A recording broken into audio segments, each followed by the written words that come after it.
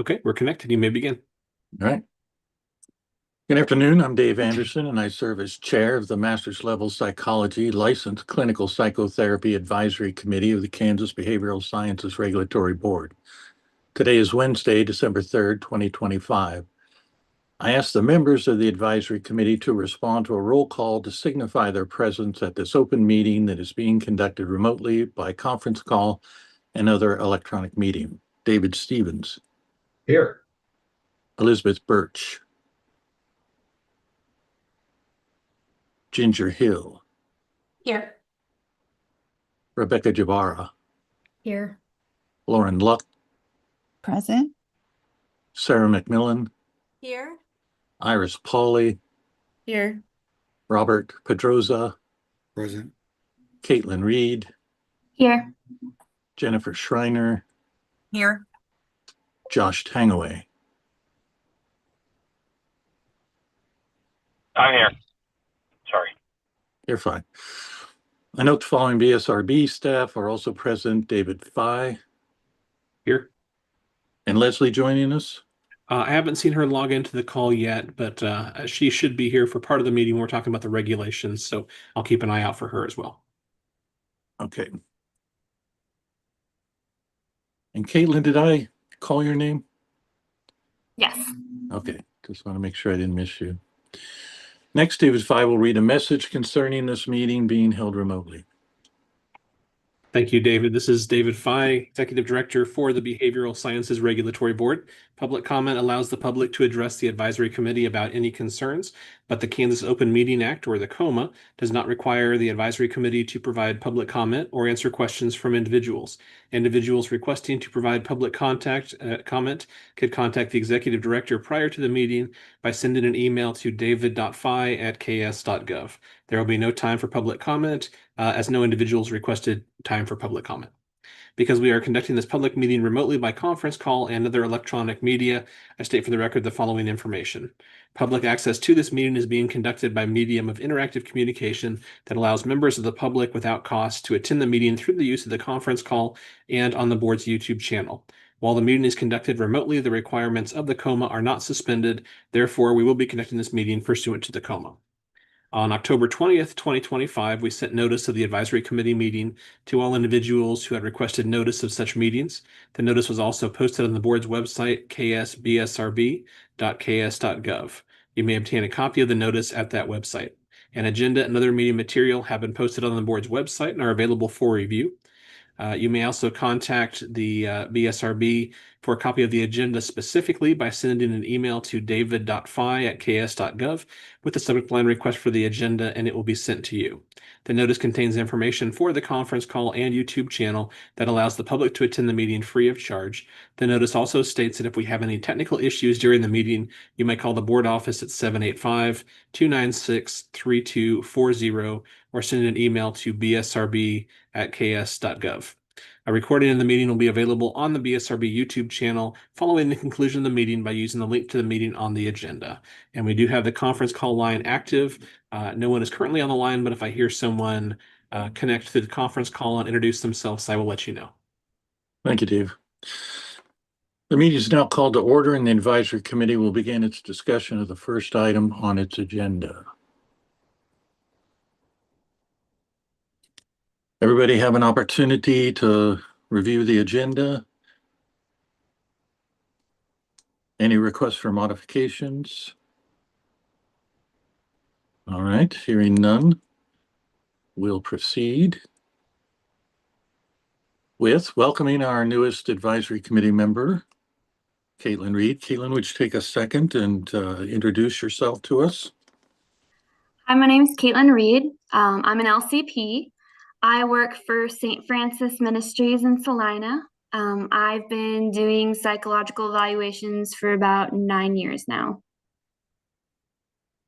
Very good, welcome. Well, we'll go around and have people introduce themselves. Dave Fye, we'll start with you. All right, thank you, Dave.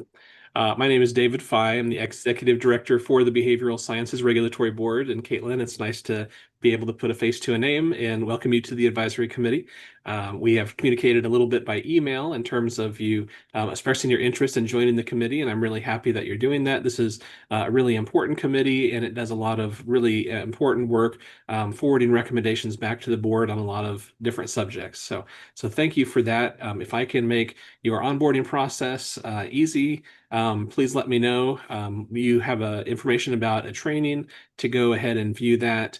If you have any questions about that training or anything that we talk about, I would encourage you also to become familiar with the BSRB website and information on the YouTube channel. We have past meetings that have been broadcast and are available for review. But in my role here, I assist the board. I assist each of the 7 advisory committees. But if I can be of assistance, please let me know. And if I can't help you directly, I'll connect you with a member of the staff that can help you out. David Stevens. I'm David Stevens. I'm a public member of the BSRB, and I've been on the committee for 3 years now. So you don't have to be David to be on this committee, but There are 3 of us. we do collect a number of them. I guess I should say I'm an attorney, and I'm not in the field. I work at a health IT company. Elizabeth.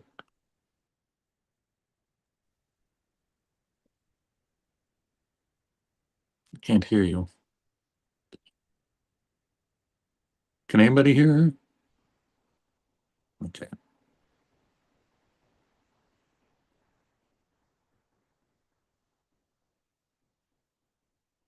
All right, we'll skip over you and go to Ginger, and we'll come back.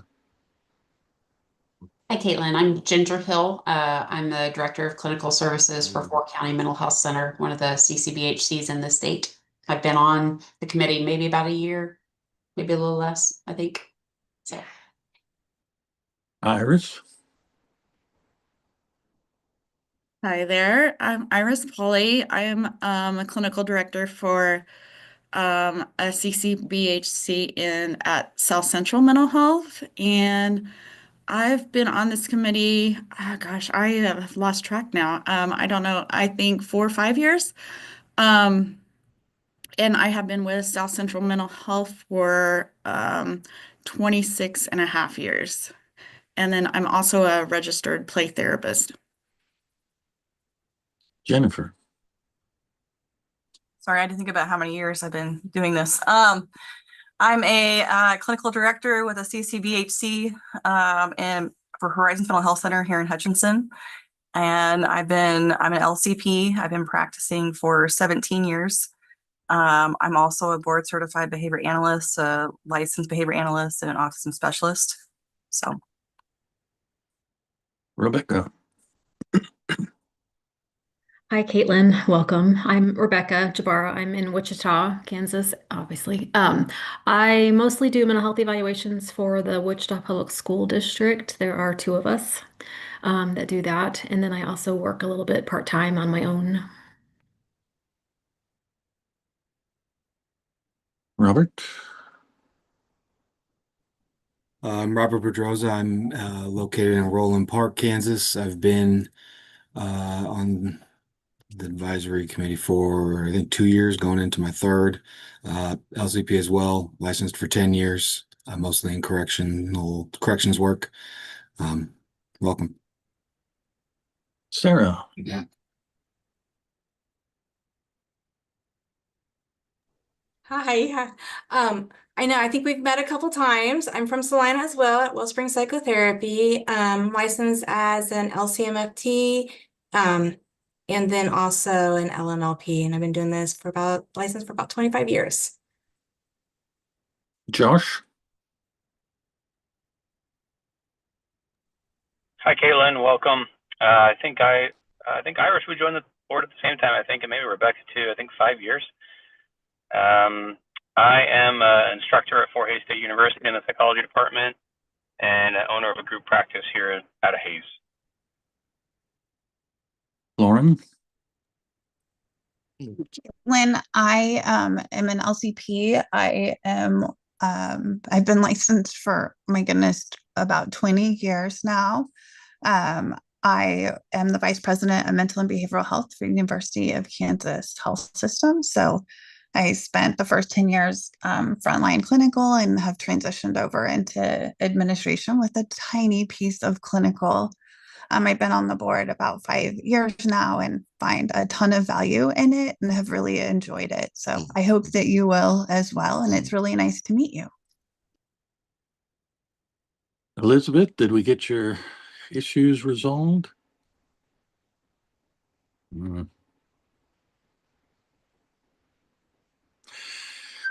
So Caitlin, I'm Dave Anderson. Spent 36 and a half years working in a CMHC, then went to work for the state as the Commissioner for Aging Services, and recently retired.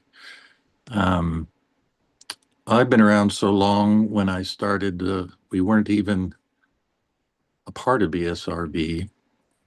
We worked, but we didn't have licensure. So I've been around through that whole process. And as Lauren said, I've been on the advisory committee a really long time, and then I think 6 years on BSRB, and I've found it to be an extremely rewarding process. Learned a lot, met a lot of really good people. Really think it's important that people are engaged in this process to help us do our primary work, which is really to protect the public and to shape the professions in such a way as that they continue to provide really important and necessary services. So welcome to our advisory committee. All right, well, we'll see if she logs back on. We'll have her introduce herself. But in the meantime, we'll move to review and approval of the minutes from our October 1st, 2025 meeting. Everybody have an opportunity to review those? Any request for changes? All right, if not, I'd accept a motion. So moved. I'll second. Okay, we have a motion and a second. All in favor, please say aye. Hi. Aye. Opposed, same sign. Motion carries. Thank you. We'll go to the executive director's report, Dave. All right. Thank you, Dave. We'll start with some updates on BSRB operations. I'll just touch on a legislative item and then some of the items from the most recent board meeting. And then it has officially been 5 years that I've been director of the BSRB. So I just wanted to also take a moment and share some of the changes that have occurred over the last 5 years and kind of make you aware of some of the items that are in the process of continuing to be changed. But I thought it might be a nice way to look back and just kind of share the information about sort of the history of the BSRB, and then I'll let you know sort of what we're looking forward to as well. So concerning BSRB operations first, I made a comment about this just briefly. We usually do an annual training for all board members and advisory committee members. We've done this in a few different formats over the years. I think originally this was a training that was provided by legal counsel to the board many years ago, but I took over that responsibility after I became executive director. And in the past, we've done that training. It's usually about an hour or maybe even longer. It talks about some of the responsibilities of board members, advisory committee members. It touches upon some of the important requirements we work with at state agencies, such as the Open Meetings Act and the Open Records Act, and different things like that. For the last few years, we've been doing a 1-hour training in each of the 7 advisory committee meetings. But in an effort to get a little bit more efficient with that, what we're doing this year is offering that training on demand. So each of you should have received an email that had a link to the training. It's an hour long, but you can view that on the YouTube channel. It just goes over the same information that we covered in the past trainings with some updates. But go ahead and try to complete that training by December 31st of this month. And then when you do complete the training, go ahead and send me an email and I'll cross you off my list. But we're trying to try this a little bit differently to become more efficient, as I said. But I also know when we do the training in person, there's more of an opportunity for people to ask questions. So if you do have questions about the training material, please feel free to reach out. In terms of another item, we are continuing to encourage licensees to activate their free CE broker accounts. We reached an agreement with the company called CE Broker to provide each of our licensees with a free platform to upload documentation of their continuing education hours. Part of this is we audit 10% of our licensees when they renew for license. And as part of that audit process, you need to provide the documentation that you had completed the hours.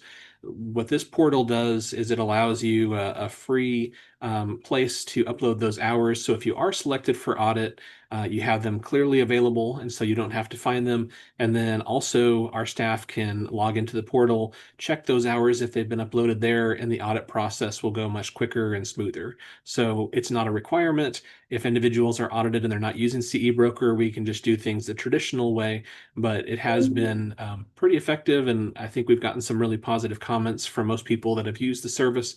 And I would encourage you to at least activate the free account. The way that company was able to offer that to us is they have some optional paid accounts, but in our agreement, we made sure to guarantee that no BSRB licensee would have to do a paid account. So they are all free. If you choose to do that, I've heard good responses from that too, but that's totally at anyone's choice to do that. So I do encourage people to sign up for that, just so when you renew your license, it'll be a good place for you to have all of your documents available. We have talked in the past about our Jurisprudence Live initiative that we are launching. We hope to make that live later this month. Just for some of you that are new, what we are doing, Kansas does not have a jurisprudence requirement for licensure, but a lot of states do. And as the board was studying this topic, the board found that it would be beneficial for a lot of our applicants or licensees to have a greater understanding of some of the requirements for licensure and some of the disciplinary information relevant to the board. And so instead of requiring a test and possibly outsourcing it to a company for a fee, what we wanted to do is take an alternative approach and take this on as a service the BSRB could offer to licensees. So we're setting this up as quarterly 1-hour webinars that would cover a lot of the same material. But it would be totally optional. But if licensees do log in for that hour and respond to the questions, then they would get a free hour of continuing education credit. So we have been experimenting with different, or I should say researching different technology to see what the best format would be for this. I think we're close to making a decision, but again, I hope we can launch this sometime later this month, but I think we're very close. So just wanted to give you an update on that process. One of the big items that we are working on here behind the scenes is we are working on a new background check for licensure. I just want you all to know this is something that the board has taken on as a new requirement for applicants for licensure, in part because the state has passed 3 different bills for multi-state compacts for different professions the board oversees. One is called SIPAC for licensed psychologist, and one is for professional counseling multi-state compact, and one is for a social work multi-state compact. And each of those compacts is at a different stage. SIPAC has been fully operational for the last few years. Professional counseling just recently went live, but only 2 states have been able to meet the requirements to go live. So a lot of states are kind of working through those stages to make sure that they can go live. And then social work, based on when it was enacted and the commission set up, it's still probably about 9 months away from going live. But each of those 3 compacts requires passage of a background check as a condition of licensure. And so that has not been something the board has made a requirement of in the past, but given these compacts all requiring that, and given the public protection mission of the board thought it was the right time to go ahead and make this a requirement for all new applicants. Also, we will be offering a mechanism for individuals to opt in to the license background check. And the reason why you can opt into the background check is because for some of these compacts, essentially the requirement would be, did you get a background check when you were initially licensed? Well, if you're already currently licensed, how can you make that happen? So the opt-in mechanism would allow you to get the background check, submit that to the board, and then the board would be able to verify that you're on a list of individuals who would be eligible for those background check requirements for the compact. So we are working on making this go live. I don't have a specific date, but I do want to clarify this would not be a requirement for existing licensees. This would be something for new applicants. But then again, as I said, there would be an opt-in built in for anyone who wanted to voluntarily do the background check. And then we would have a way of marking this in our licensing system going forward. And then the last item I just wanted to make you aware of in terms of operations and something that our staff is working on behind the scenes.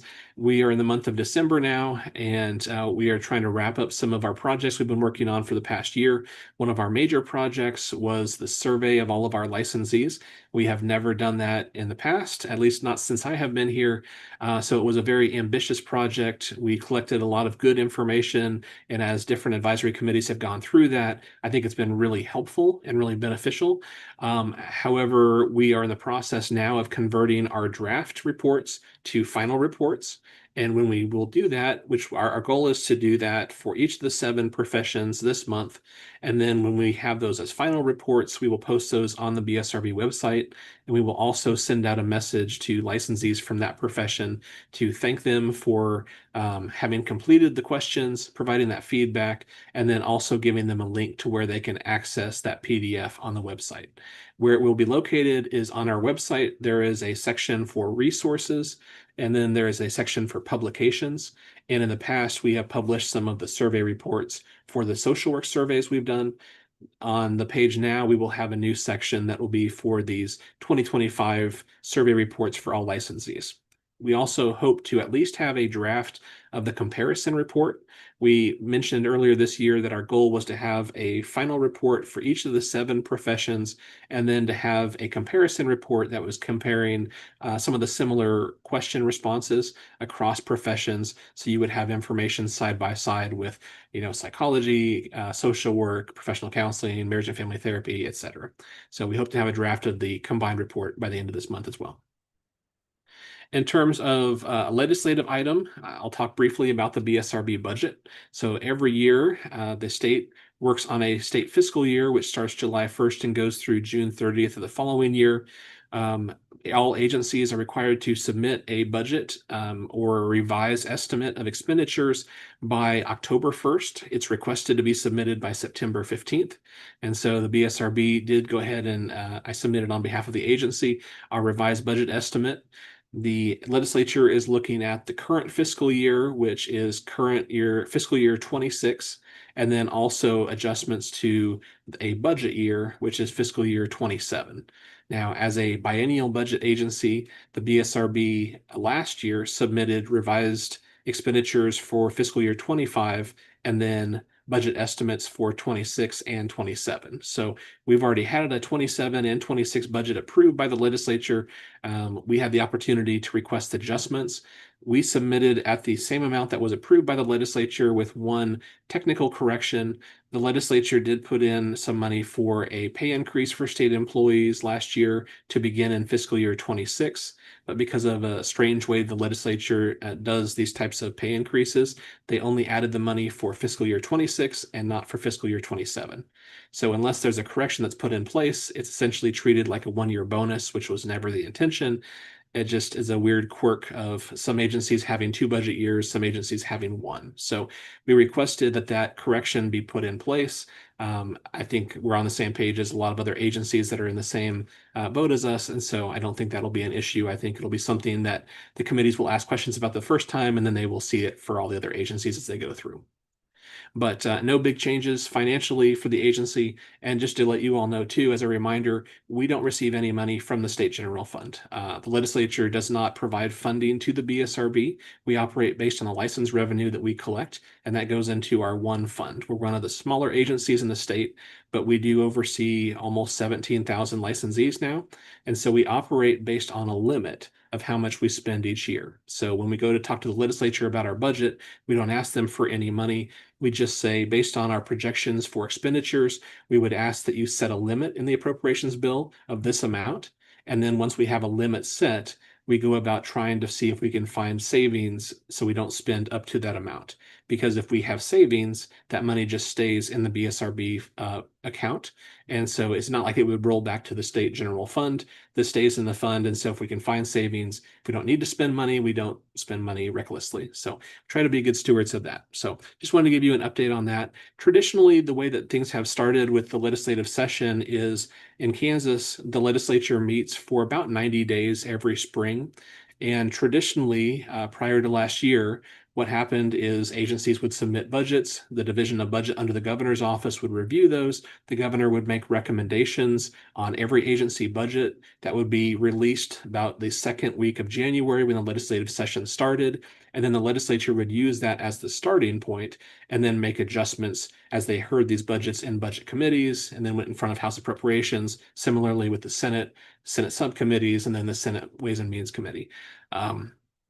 Last year, what the legislature chose to do was they chose to try a different path. And so instead of starting with the governor's recommendation as the starting point for budgets when the session began, the legislature decided to start considering information on agency budgets in the fall during a process that they have interim committees meet.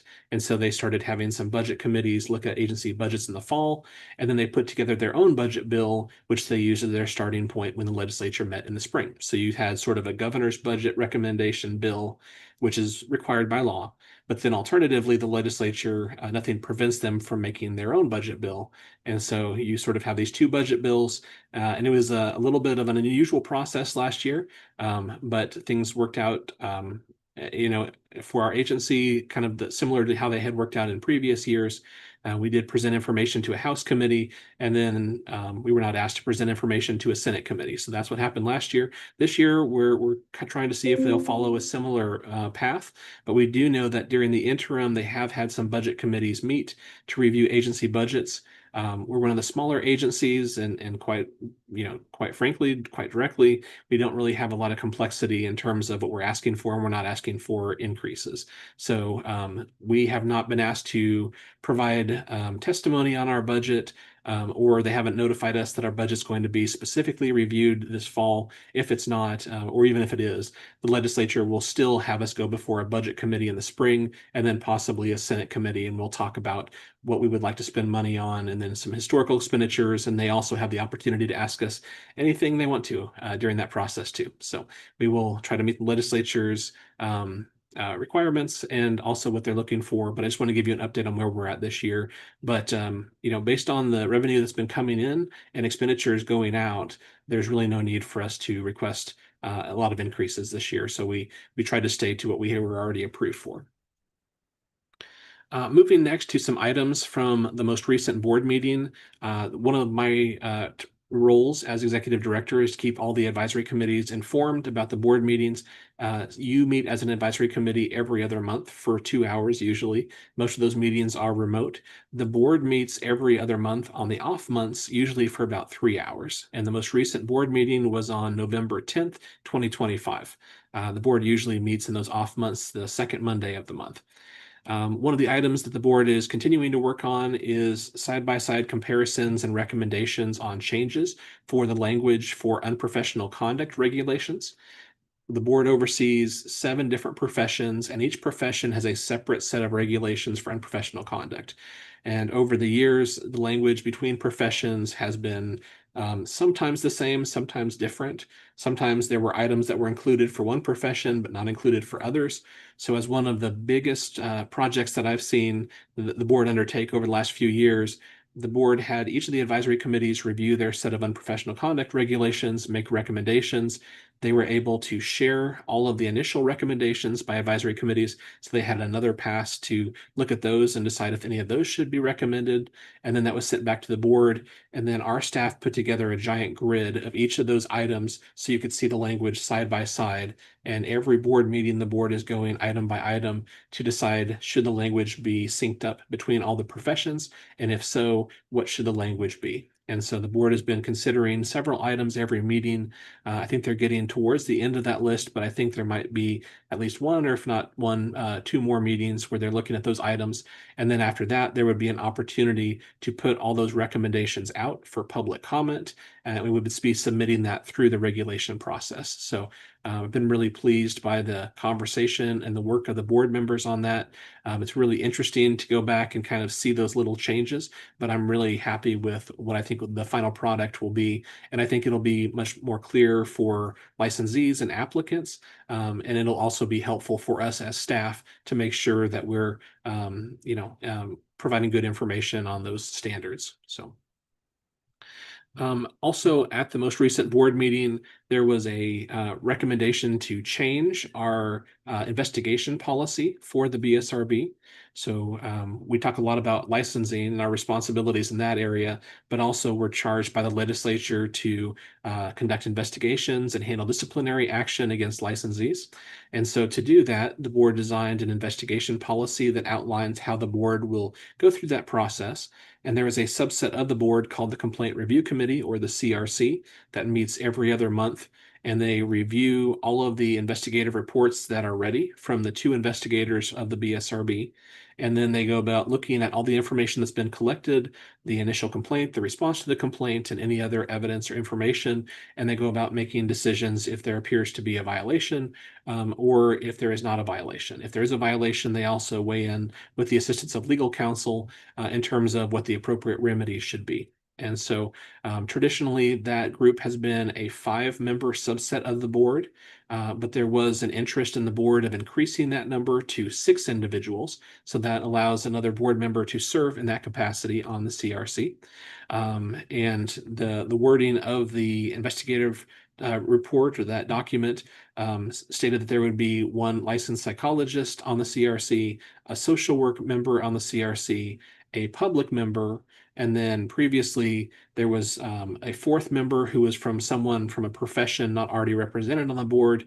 And then the 5th position would be a board member that would either be a second public member or also from a profession not already represented. So this new 6th position on the board allowed there to be someone from a profession not already represented or another public member. So the new member of the CRC that was appointed is our board chair and also the chair of the advisory committee, David Anderson. So his first meeting as a CRC member will be coming up this month.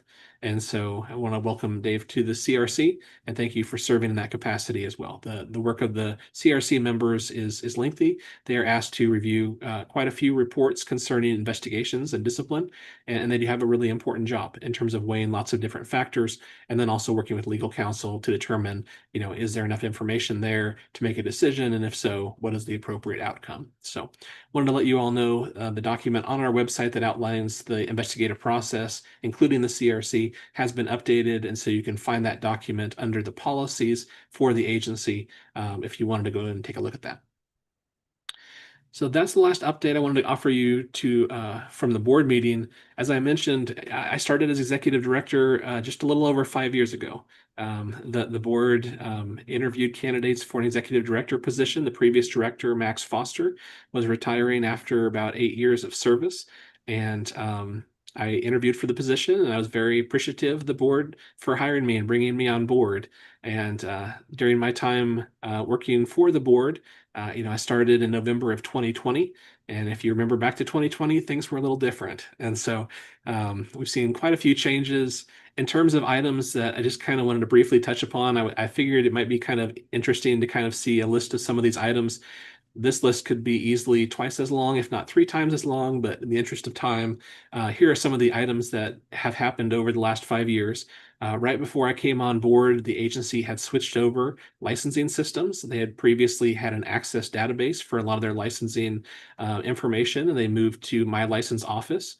And so over the time that I've been here, we've increased our utilization of that service. And actually, we're in the process of moving to another licensing system, and that is Acela. And the reason, I think one of the biggest reasons the board wanted to move to that new licensing system is because it will offer us better tools than what we currently have. So there will be the ability for individuals to apply for licensure online, which we have wanted to move to, and we've had a little trouble moving that direction, but this will provide us with that service. We will also be able to integrate a lot of our current services so that we won't have individuals in our office, having to manually connect a lot of the things like payment for different things and receipt of certain information. Our goal is under this new licensing platform to have a lot of the information submitted at the same time and have everything together, which should, decrease any kind of errors if people are paying for something and they choose the wrong thing or different things like that. And it should lead to a faster time frame all in all. So we're moving to that. We are halfway, I believe, into the process. So I think it's probably still going to be another year before we're moved over fully to the Acela platform. But we were about 7th in line in a list of states that have moved that direction. And I think they've had maybe 2 or 3 go live so far. but we're looking forward to moving that direction. Another item that has happened over the last 5 years, we created a new payment portal with the assistance of the Information Network of Kansas, Inc. And so if you have been a long-term licensee, you may remember past ways of paying for licensure, but we had that portal go live within the first couple of years that I started, and it's been helpful for individuals to be able to make payments in a secure way. So happy with our partners from Inc. with that. We moved staff members away from desktop computers to laptop computers. And we also were able to utilize some remote work for employees. And there was some mandatory remote work when I first started because of the pandemic, but we lacked a few of the tools to do some of that as successfully as we could have. But we have better technology now, and we were able to move to the technology that really allows us to do that effectively. So that has been a positive change as well. Our website, we changed that from the Sitefinity to the Graniclus platform. And if you are familiar with some of those changes, I was really attached to the look of the old platform, but the new license, the new website does provide some better accessibility for individuals accessing it with a mobile device or for individuals who are really looking for one thing in particular. So we have some better navigation tools for that. We also updated our document retention schedule. If you have ever been physically in the BSRB office, you know our space is limited, but by doing that and then having staff go through a number of our old paper documents, we were able to clear about 40 tall file cabinets of licensee information and move that to the Historical Society for archiving. And that allowed us to open up space for 2 employees to move to that area. In my time here, we've also expanded our staff by 3 members. And so that gave them a place where they could be permanently to be able to do their job effectively. We launched the free CE broker accounts for all licensees to assist them with the information where they could document continuing education as a free service. We also increased our attendance, representation, and volunteer, and in some cases, leadership in national associations. One of the examples of this is our role with the Association of State and Provincial Psychology Boards. That's the association that oversees the test for psychology and also master's level psychology, the EPPP. And I know that because of our efforts to become more involved, that played a big role in how effective we were able to be partnering with some other states to oppose what was going to be a requirement of the EPPP for all states. And so because of our partnerships with different individuals in those associations and individuals from different states, we were able to have our board's voice heard and also your voice heard as an advisory committee. I know that the Licensed Psychology Advisory Committee and your advisory committee were both opposed to the EPPP2 being the requirement for all states. And so we brought that forward and we were able to convince their board to withdraw that as a requirement. And so they're moving forward with different things. But if not for our interaction at the national level, our voice and our comments would not have been heard, at least not weighed in the same regard. So really happy that, board members have been willing to go to some of those meetings and that the board has been supportive of me attending those national association meetings and representing the state. We've also done some internal changes in terms of syncing up the advisory committees. We had an advisory committee policy when I first started that mentioned that terms were 2 years. But as for individuals who served on those committees for a long time, you know that some of those terms kind of blurred together and we had some long-serving members. And while we were appreciative of that, we really wanted to get back to what the language of the policy stated for 2-year terms. So we took some steps to go ahead and start, really trying to clean up that process. So individuals now, when they're coming to the end of a 2-year term, they're asked, do you want to seek reappointment? And then that process is much more standardized. And I'm also happy to say that we've increased the membership on the advisory committees. When I first started, some of the advisory committees, at least the behavior analyst one, was not meeting. Now they're all meeting regularly, and most of them are close to being completely full. So we have a lot of voices that are getting the opportunity to weigh in on a lot of important subjects. So I'm really happy about that. We've also launched the survey as a new item this year, and I've been really pleased with the information we got from the survey. I just think it was really important, and the board was very supportive of this too, of reaching out to all the licensees and asking them some important questions and opening ourselves up to any kind of criticism or direction, because we are trying to do our best to meet the standard set by the legislature and make improvements. And so I'm really happy that we were able to go down that path. In terms of some of the licensing changes, We were able to get put into law a process where individuals can request up to 3 months of additional time to complete continuing education hours if they had an extreme circumstance or situation that necessitated them needing some additional time. It doesn't extend their license, but if they can show an extenuating circumstance and a plan to complete those hours, they can request that approval. And we've been able to keep a number of individuals licensed because of that flexibility that has been added into law. We also created a new 6-month temporary reinstatement license for individuals who maybe had stepped away from the profession for one reason or another. But this allowed them to come back and practice under that 6-month reinstatement license if they had not finished up all of their CE hours, but it would allow them to work, make some money to take those courses. And then once they had finished their CE hours, they could get their permanent license reinstated. We also were able to cut the cost of their reinstatement license, the permanent one, in half. Previously, it said if your license had expired and you wanted to get your license reinstated, there would be the cost of a renewal as well as a cost equal to that as a reinstatement fee. And so for individuals who've been out of their profession for at least a year, they could come back now for half the cost. We opened up the in-residence definition for our professions. So individuals, instead of having to be physically at the school to meet that requirement, could now meet it for online schools by face-to-face contact through the synchronous video conferencing. We added some flexibility for your profession in terms of how we were looking at core faculty requirements in the regulation to allow more individuals to meet the requirements for licensure. We also did some cleanup with temporary licenses. Previously, some of them were of different lengths and at different cost, and we were able to sync them all up to 2 years and make them all $50, which was a decrease in the cost for a number of the professions. We also were able to decrease the hours for clinical licensure from 4,000 hours to 3,000 hours, which put us more in line with the majority of states for individuals working to get that independent level of license. We created a new student temporary addiction counseling license, and that's been very successful for individuals in that profession that have about 60 hours in addiction counseling or related fields. We also created a temporary candidacy license for our social work profession for bachelor's and master's level applicants who were from programs that were in the process of becoming accredited, but had not become fully accredited yet.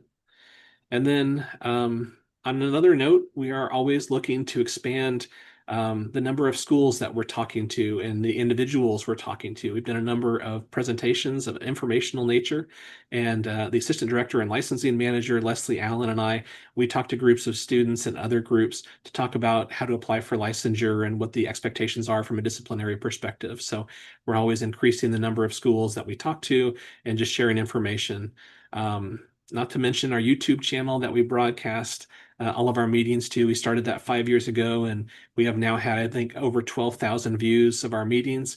And I can tell by the contact we get by email and other things that people are following the work of the board and have been really supportive. So as I mentioned, here are the list of items that were immediately on the top of my head. I'm sure I could come up with a list that would be twice, if not 3 times this long. But I do want to thank all of you because I think the BSRB has made some really positive changes, and I think we've made some improvements.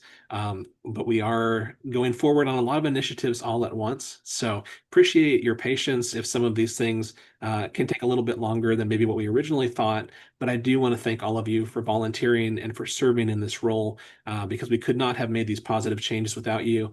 And we want to continue to do more positive things too. So thank you again, but just kind of wanted to wrap up my report by sharing that information from the last 5 years. So with that, I'll end my report and see if there's any questions over the items I talked about or anything else. Thank you, Dave. Any questions? The board did take time during its last meeting to acknowledge the 5 years of service Dave had done for the board. I was part of the group that hired him back in the day when we did it remotely. We'd never met him, and I think he'd been on the job almost a year before he and I met face to face. It was a difficult time to try and come aboard with such a important board, but also one of the things Dave has talked a lot about, and we really appreciate his national leadership in, is we are kind of an unusual composite board in that a lot of states have separate boards for each of the professions. And so having a board that encompasses all the different professions, it's one of the reasons we've been taking a very long look at the regs, because they've always been different for each profession. And that makes it a little harder for Dave's staff when they're reviewing issues that are very specific to each profession. And the more that we can get them to be similar, the easier that makes it, both for people who are applying or asking questions and for the staff. So it's a great list of accomplishments. We appreciate Dave's leadership and hard work. And again, all of these issues come from either the staff, the board, or people who have made suggestions. And so we really want to be open to that process, to continue our work, to continue to try and improve this process. So as Dave said, we're really appreciative of you all taking time out of your busy schedules to volunteer for this effort. Elizabeth, let's see if we've give you an opportunity to introduce yourself. Can you hear me now? Is Yes. it better? Okay, so I restarted everything and tested it. So hi, Caitlin, my name is Liz Birch, and I work for Community Health Center of Southeast Kansas as a school-based therapist. So sometimes when I talk, the bells go off, or we have announcements for pictures, or because I'm at a school. So I have my LMLP, and I've had it since 2011. And then I also am recently licensed as a licensed master's level social worker. So I carry both licenses in the state of Kansas. So, and I work predominantly with 18 and under. So nice to have you on board. Thank you, Liz. Also, I see Leslie has joined us. You want to introduce yourself? I apologize. Hold on. I have to open my laptop. I'm working remotely. And I have to use the camera on my laptop, but then it messes with my mouse. So it did it again. My name is Leslie Allen.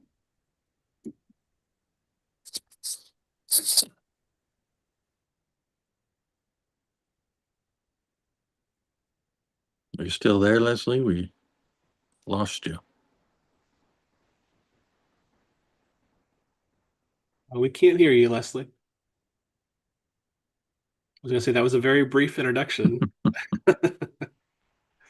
While she's resolving that, I do want to say I neglected to also compliment my staff. That has been one of the biggest benefits in coming into this position. We have a number of employees that had been with the agency for a certain length of time before I started. And I know this is very unusual, so I highlight it sometimes. In the 5 years that I've been with the agency, we've been able to expand our agency by 3 employees. And we have only had 1 staff member who has left over the 5 years. I know that won't be constant. People retire, people make changes, but that has been very helpful to have a level of consistency. And our staff members are amazing. They take an active interest in a lot of the work of the board. A lot of them do the minutes, and so they are used to seeing some of you on screen, and so you're like little celebrities to a lot of the staff members, but they appreciate the work that you do as well. But I definitely want to thank my staff members too. They are an excellent team and really appreciate them too. Well, we'll proceed, and then when Leslie comes back on, we'll have her make a quick introduction. That takes us to old business and a continued review and discussion on the draft survey report of licensees. Yes, so we have talked about the survey report a few times, and we're trying to, move towards, wrapping up our discussion on some of these items. Of course, if there's other items that you want to talk about as an advisory committee, you are welcome to bring those back or request topics specifically. But as a way to go through all the information, we attempted to talk about 2 questions per meeting for several meetings. And what I had done about a week ago is I reached out to the members of the advisory committee and asked you if you could specifically look at the last 2 questions on the survey report, which had to do with are there any questions or is there a way that the BSRB could better protect the public, because the BSRB was put together as a state licensing board, but the legislature did charge the agency as a public protection agency. So that was question 17 for the master's level psychology profession, question 18 for the licensed clinical psychotherapy version of the survey. But it said, based on your experience as a licensee in Kansas, do you have any recommendations on additional ways the BSRB could protect and serve consumers of services offered by BSRB licensees? And in the report on page 21, you do see some summary information there that talks a little bit about the responses that we received.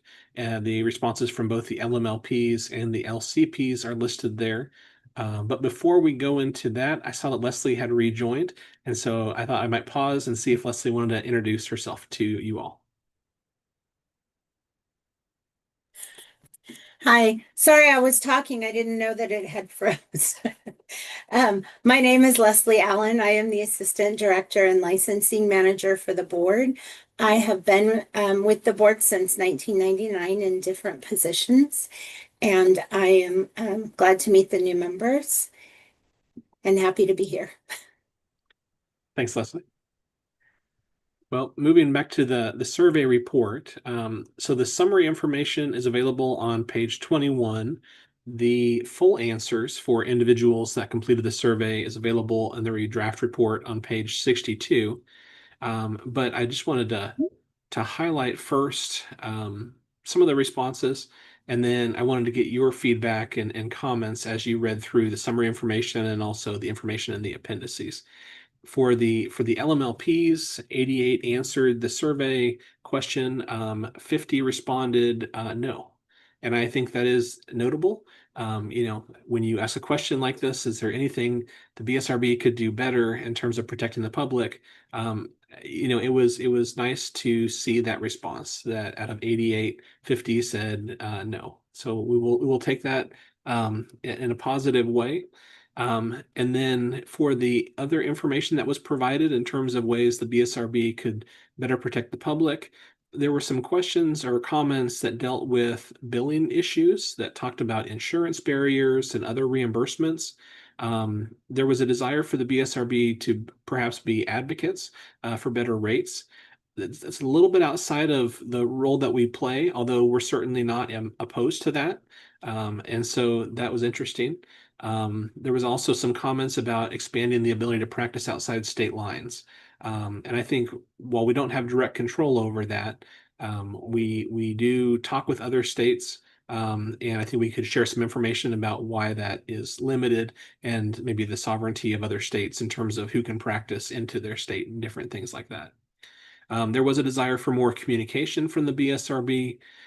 There was also some concern about EPPP requirements or concerns about the test itself.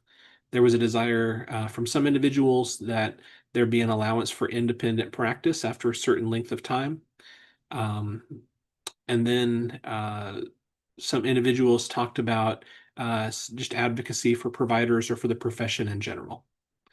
And I also wanted to note when I was going through, asking a question like this, and when I have talked to other states about encouraging them to do surveys of licensees, I have met some resistance from some other states because they were like, I don't know, we want to hear directly from people, at least not in this type of a format. And I really encouraged them. I said, you might be surprised what you get. And, in terms of positive comments, I do feel like it's important to note that while not all comments are positive, looking through some of the comments that I saw here, people said things like, I feel like the BSRB does a great job so far. The BSRB has always been helpful and useful in my past experience and contacts. Anytime I've had questions, members of customer service were always helpful in explaining things. BSRB is doing a great job. I've had only positive experiences with the BSRB. You're doing a good job. And so while we do want to focus on some of the other comments that we can work on and address some of the issues that we're seeing, it was also nice to get some of those comments as well. So, and concerning the responses from the LCPs, 94 responded to the survey, In terms of, is there a way the BSRB can better protect the public? 60 individuals responded no. So do want to note that as well. When given the option to provide any kind of feedback in this area, about 2/3 said, no, we don't have any recommendations to move further in that direction. Some of the frequent comments, though, did talk about something similar to what the LMLPs had mentioned in terms of reimbursement rates, such as insurance, Medicaid, Medicare, and perhaps if there's a way that the BSRB can be helpful in those areas. The desire for a multi-state compact or perhaps more reciprocity with other states. More recognition of the master's level psychology licenses for the profession. Concerns about the EPPP, including the passing score for the clinical level of license. And then those full answers, as I mentioned, are on page 65. And there were some positive comments. One of those, the BSRB it says the BSRB is, in my opinion, serves the consumer well. So I did want to recognize some of those comments, but I know that certain things strike people in different ways. So I wanted to open up to all of you as you looked through the summary information and the information in the back and the appendices. Is there anything that was notable to you or struck you a certain way, or that you wanted to offer up for comments today?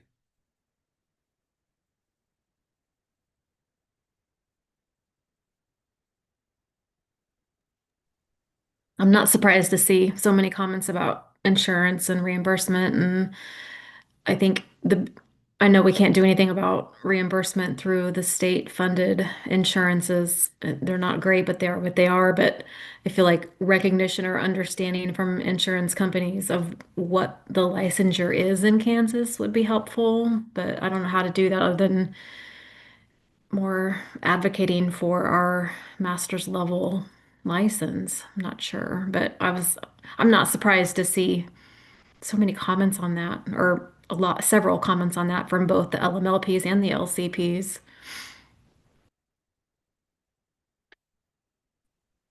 Yeah, I agree with Rebecca. A lot of those federal insurances, you talk to them and they don't know what our license is, let alone will even allow to pay us for anything that they'll pay a social worker for. And then I've noticed a lot of like the tuition reimbursement scholarships do not recognize our license either, so we cannot apply for those. Other comments? I thought it was really interesting, the comments that were kind of like a mixed bag of, whenever I contact the BSRB, they always have an answer or they get back to me. But then there's other comments that are like, I wish there was just a direct email line just for our degree. But in my personal experience, because I have both degrees, I feel like you guys are very responsive, and there's never a time that I don't reach out or I don't call that I don't get a pretty prompt answer. Now, I may still have to wait the 30 days, which isn't always my favorite, but I just think you guys do a good job. So it was interesting to see both of those comments. So I would echo the ones of my questions usually get answered. Well, thanks. Yeah, as you know, I think sometimes when we do projects like this, and I know I do this, and so I've been trying to kind of do things a little differently. I'm intentionally looking for issues that I can work on or problems that I can solve, and so sometimes I tend to overlook positive things, and so I've been trying to kind of take a step back and say, well, let's look at both of them. But yeah, I think customer service is very important to our office. And there are certain times to where we probably fall short of expectations, so we're always trying to look for improvements in that. But we also do want to acknowledge when people are pleased or are meeting expectations too. So, any Yeah, other? I just want to echo that. I bet Leslie doesn't remember this, but I do remember kind of stalking her when I was waiting for of course, I put off taking the EPPP until the month my license was going to expire. And so I literally was calling Leslie every day, and I could not have had any better customer service, right? So I think sometimes licensees end up in a situation where there's a time crunch. What I've seen is that, well, not only is it amazing that Leslie is still here, like that continuity is phenomenal, and I think serves all of us really, really well. But I do wonder sometimes the comments are not really reflecting the activity of the leadership of this board, but just general frustrations with like the practice and a desire that that Leslie would have a magical answer to why can't CMS reimburse for our LCP or our LMLP licensure. So just wanted to echo that. I've had a phenomenal customer service experience with our board. Well, thank you. I appreciate that. I don't remember. So to be fair, you weren't in the top, 10 of the people that have stalked me or Well, I did have a different questions. I did have a different last name, and so I'm afraid that one might give you some PTSD. But no, you were just the best. So yeah, Thank you. I don't take appreciate any of the that. negativity to heart, please. Thank I you. had the same experience with Bruno. Like, the movie came out and says we don't talk about Bruno. No, I love Bruno. Bruno was wonderful to me. He even called me on New Year's one time to give me some great advice. So Bruno was my hero. That's nice to hear. I just like to echo that too, because sometimes I call with really weird questions, and just to have someone like listen and then also go, okay, let's go through the statutes. Let's see if we can kind of give an idea of where to look, and hopefully that helps you kind of process through how you want to take it. And so, but I've never had anyone ever say, no, Sarah, figure it out. But that's been great, because I do sometimes call with weird questions. I also just noticed that a lot of these responses are things you guys was already on the radar and already being looked at. So I think that's really neat too. So that seems to be a highlight of concerns, and that as far as the licensure style and the EPPP and all of that, and that was already on the agenda to be looked at.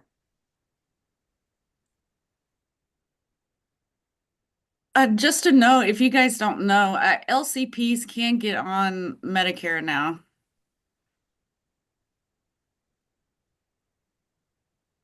You can? LCPs can. That's good. LMLPs cannot, but LCPs can now. So do apply if you're LCP. Do we have to change anything to our NPI? Sorry? Do we need to change anything with our NPI, or we can just apply straight with CMS? No, you should be able to apply. Awesome. I'm gonna try it. Thank you. Absolutely. Well, I can tell you, in terms of some of these topics being things we're currently working on, one of the things we did think is when we initially were getting the survey responses, we said, we're doing a pretty good job of identifying some issues here, but I feel bad because some of these are outside of either our jurisdiction or what we can actually change. But we thought, this would be a good opportunity for us to have conversations with new partners and to share this information once, it's ready to be shared. It's been on the website, so anybody could look at the draft reports, but once it's, final, we do plan to share this information with some additional partners. And, in terms of, we talked a little bit earlier during my report as far as board members getting active on a national level. I did a report on the survey at the psychology profession in April at one of the annual or the mid-year meetings there. And then I was also part of a presentation duo with board member Laura Shaughnessy at a counseling conference in June. And then in September with board member Mary Jones talking about the responses to the survey with that too. So it's been nice to share some of this information out there. But we have also been working with the Department for Aging and Disability Services in terms of, they're one of the state agencies that assist with Medicaid. And we've been trying to make sure that they have a real good understanding of what's required for the master's level psychology license and for the licensed clinical psychotherapy license and the standards and trying to line those up. So it's been a good opportunity for us to continue to have good conversations with that agency. And like I said, we don't really advocate for the professions per se, but we're definitely not opposed to better reimbursements, or if we can share information that can be helpful, it's definitely something we can do. That really struck me, Dave, as kind of maybe a misunderstanding from licensees as to what BSRB can and cannot do. And so at the very least, being able to respond in a manner to say that's not something this board does, but help direct people to who they should be talking to about those issues like reimbursement and issues around whether or not specific licenses are, acknowledged on particular payer groups. So I think that will be, really helpful. I do also appreciate, and I think the board has really wanted to have a lot of transparency. And really, the only way you kind of get better doing what you're doing is if you're asking people, how it's going for them, and you're willing to kind of take a long, hard look at both the good and the bad. And I've really appreciated the board's willingness to do that so that we can continue to kind of make improvements and be more responsive in ways that we can. And I think you've talked about this before, but what is there, 17 states that license master's level psychology? So that's part of the issue, and a lack of a strong state group and national group representing master's level psychology also just makes it harder when PhD psychologists, counselors, social workers, marriage and family all have very strong national presence and groups that are, working on the federal and state level to support that level of licensure. Yeah, none of the, across those 17 states, because Dave had talked about which states those were, I think, a time or two ago, and I was looking into those licensures, and they're all really different too. So what would be nice is eventually if they would all look the same so that on applications they would be the same, because that's the problem on any insurance applications, there's just no place for us to mark. So if it would be similar across at least those, across the nation, it would be nice. And I think there will be a national push for that. Just my thought from what I've heard. The APA is starting to accredit master's level programs specifically. I think there is still a question of what that means exactly, because as you mentioned, looking at the 17 states, I would say they license master's level psychology. What they would say is one state would say we license psychological examiners, and one would say we license master's limited licenses, and one would say that we license associates or assistants. And so the terminology is just different across the board. Yeah, it was really interesting. Yeah, and so, but I do think that there are states that were reluctant to start licensure at the master's level that are being pushed by their legislature in an effort to help out with workforce challenges. And so I think there will be getting the terminology to match up. That may take a lot longer, but I think we're moving in a positive direction. Well, in the interest of time, there was one more question on the survey that we had asked individuals to look at, and that was sort of our catch-all question.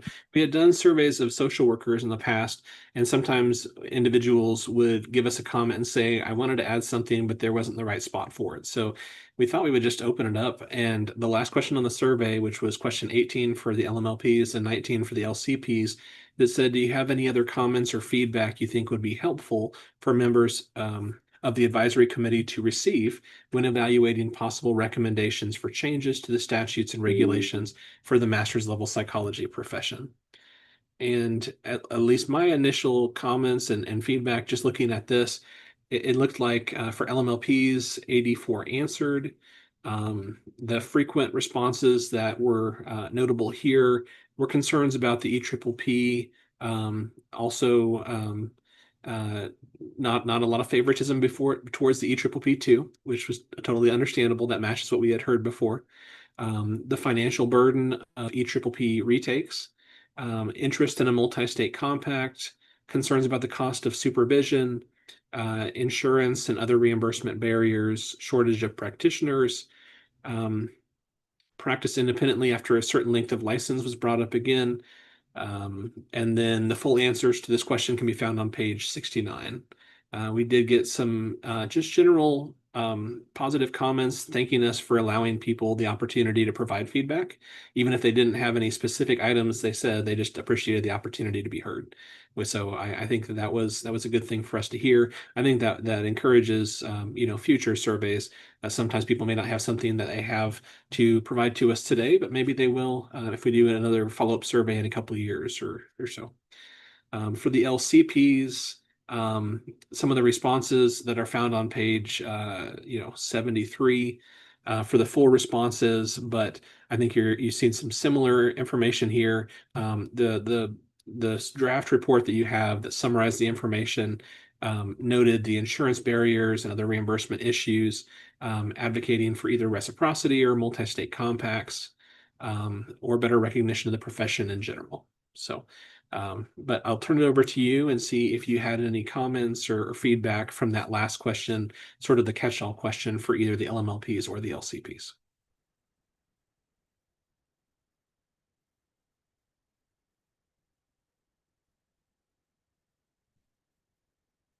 Well, if not, I do want to thank you for all of your reflection and all of your work reviewing the survey report.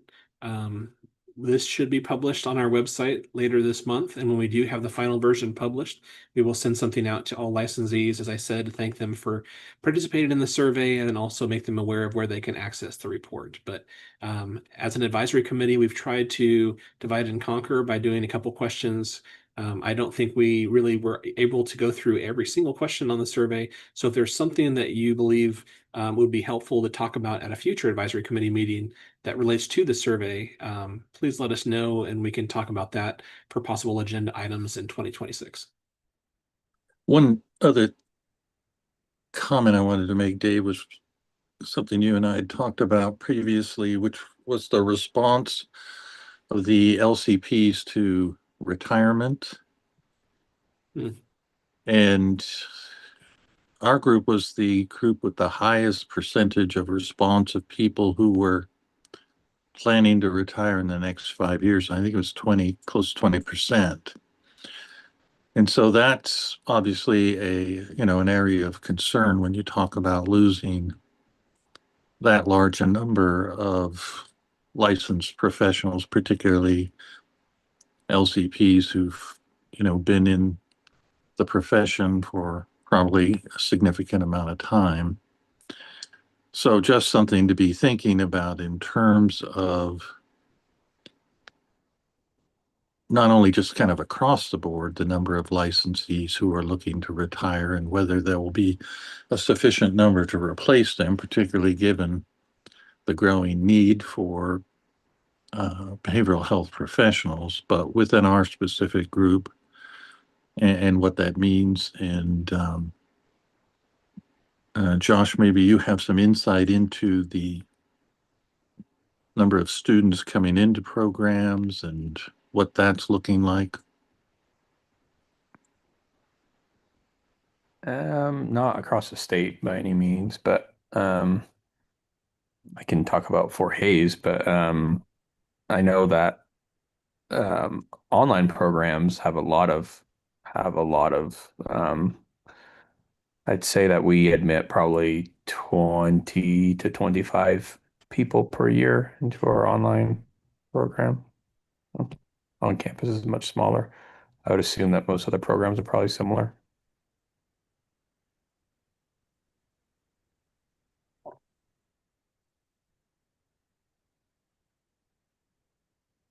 All right, thank you. You ready to move on, Dave? I think so. All right, so we'll talk about continued review of the regulations. Okay, so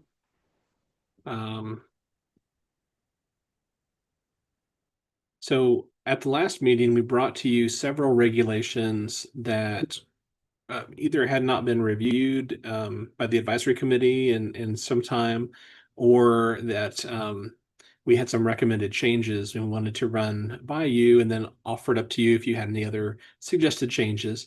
We were able to get recommendations from the advisory committee on most of these, but there were, I think, a couple of them that we tabled to bring back, and then one more that we wanted to touch upon as well. So in your packet of material, you should see a copy of KAR 102-4-6A, academically supervised practicum. And when we reviewed this at the last meeting, Leslie Allen, our assistant director and licensing manager for the BSRB, she had kind of gone through these, and she had recommended including internship along with practicum in the language. And then it was recommended that references to face-to-face and on-site be stricken, since supervision can now be done via Zoom or other related means. There was a discussion about when practicum or internship supervisors do not recommend applicants for licensure and what that process looks like, but no specific recommendations. And then it was the advisory committee's decision to go ahead and table this and then bring it back for further discussion. So I wanted to see if you had any additional comments on this regulation beyond what was highlighted last time.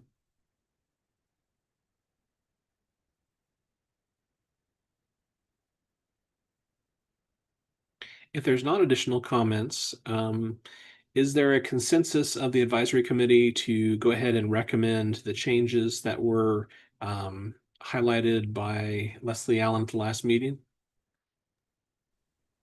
Definitely. I agree. Okay.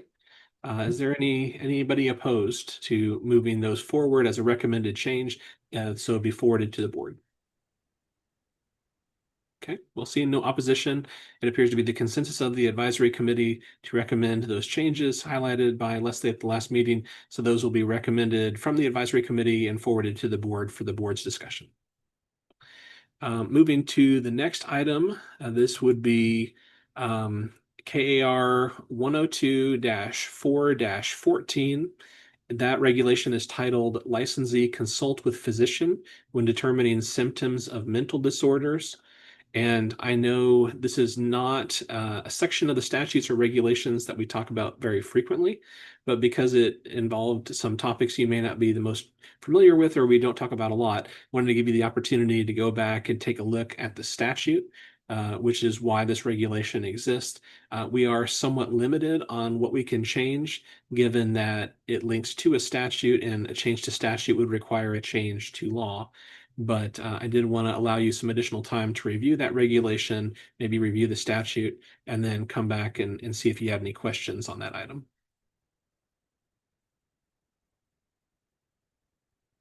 And Leslie, did you have any recommended changes on KAR 102-4-14?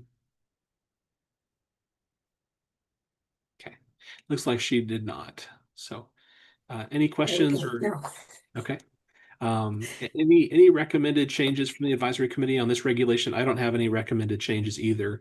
I just, one of the things too is for our new members of the advisory committee, next year the BSRB will be up as a 5-year rotation. All agencies are on different schedules, and they're asked to look back on all the regulations and answer some questions from the legislature as far as all these regulations necessary for implementation of state law. If they're not necessary, are they helpful? And then there's some additional information to provide. So what we wanted to do is be able to say, over the course of the last few years, our advisory committees have had the opportunity to review all these regulations and have either proposed changes or have confirmed this existing language looks good. So, if there's Can I have a quick question on that one? Sure. The first paragraph, it says something about how the contact shall not be intended to accomplish confirmation of diagnosis.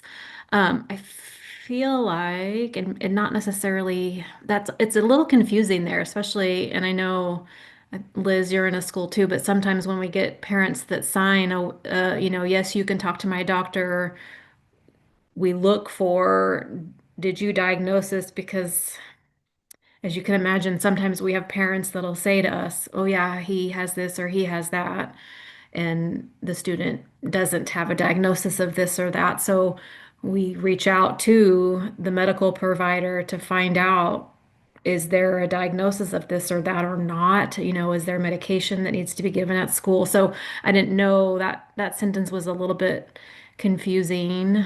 And maybe it's just a matter of the school setting, and maybe if it's done by it's usually done by the school nurse. So it's not necessarily done by me or someone in our profession, but I didn't know if anybody could understand that sentence a little bit more than me.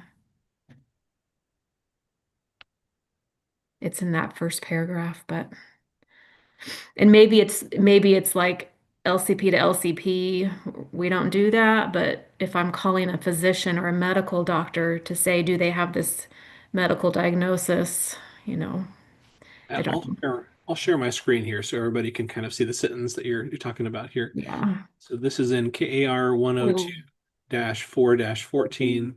And I think it's this sentence here. Yeah. The contact shall not be, yeah. Sorry, does that make sense? I don't know if it's just that sentence is a little bit confusing because I know sometimes within the school districts, we need confirmation, and it's not necessarily of a mental health diagnosis. Maybe that's the difference.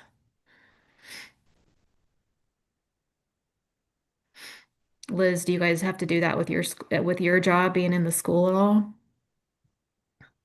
Yes, but kind of on a different side. So like as soon as I say I'm a school-based provider, that just like automatically makes me a school counselor. Oh, gotcha. Which Yeah. I'm not.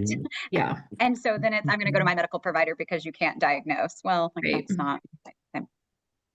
I'm a real therapist, so we have to like go through all the roles and explanations.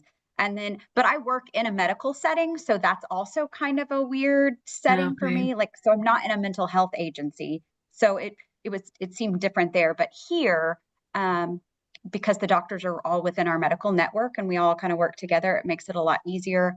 But there are some doctors or pediatricians that will just give mental health diagnosis, and then I get the kid for therapy and I don't agree with that diagnosis. And so we kind of go back and forth on that. And so it can just be interesting. Yeah.